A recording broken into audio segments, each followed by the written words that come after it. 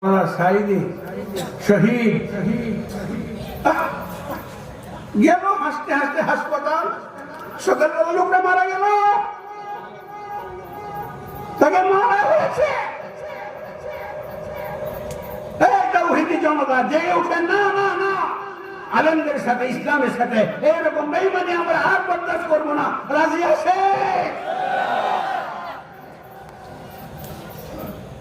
মৌলানা আব্দুল হোসেন সাইদি রহমতুল্লাহ আলাইহ তার বাড়িতে প্রত্যেক রমজানে আলেমদের একটা সমাবেশ হতো।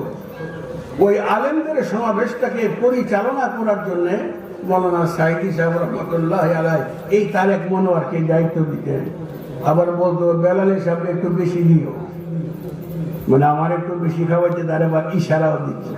আলেমদের মধ্যে কত আন্তরিকতা, কত ভ্রাতৃত্ববোধ, কত বন্ধুত্ব, এটা যেন আরো লম্বা হয়।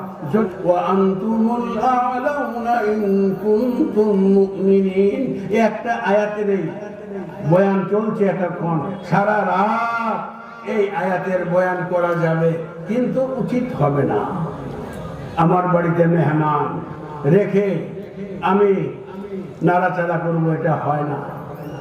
আমার অত্যন্ত আদরের, আমার খুব স্নেহের, আমার প্রিয় ব্যক্তি মৌলানা তারেক মনোয়ার অনেক সুন্দর বয়ান করে, শুনবেন, তাকে সময় দিতে হবে। সে অল্প বয়ান করতে পারে না।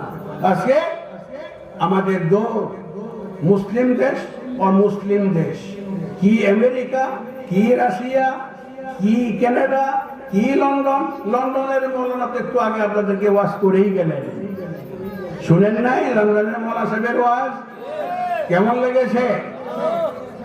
আমাদের ওয়াজ ওই সমস্ত জায়গায় হয়।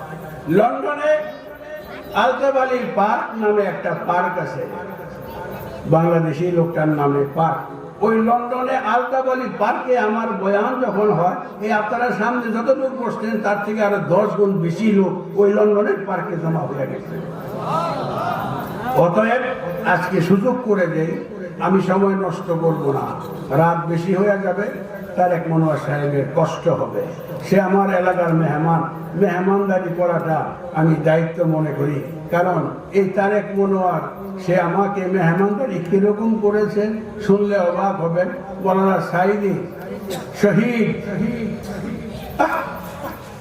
গেল হাসতে হাসতে হাসপাতাল। সকালবেলা লোকটা মারা গেল, তাকে মারা হয়েছে। জনতা জেগে উঠেন, না না না, আলেমদের সাথে ইসলামের সাথে এরকম বেঈমানি আমরা আর বরদাস্ত করবো না। রাজি আছে? মৌলানা আব্দুল হোসেন সাইদি রহমতুল্লাহ আলাইহ তার বাড়িতে প্রত্যেক রমজানে আলেমদের একটা সমাবেশ হতো। ওই আলেমদের সমাবেশটাকে পরিচালনা করার জন্য মৌলানা সাইদি সাহেব রহমতুল্লাহ আলাইহ এই তারেক মনোয়ারকে দায়িত্ব দিতেন। আবার বলতো, বেলালি সাহেব একটু বেশি দিও, মানে আমার একটু বেশি খাওয়াইতে, তার আবার ইশারাও দিচ্ছে। আলেমদের মধ্যে কত আন্তরিকতা, কত ভ্রাতৃত্ববোধ, কত বন্ধুত্ব, এটা যেন আরো লম্বা হয়। যদি আমি লম্বা বক্তৃতা করে তারেক মনোয়ারের সময় নষ্ট করে দেই, সে মনে মনে বলবে যে এই কি হইল নাকি, যার দরকার নাই, আমি ছেড়ে দিব। আজকে না হয় আরেকবার বয়ান হবে, আসবো কি ইনশাআল্লাহ।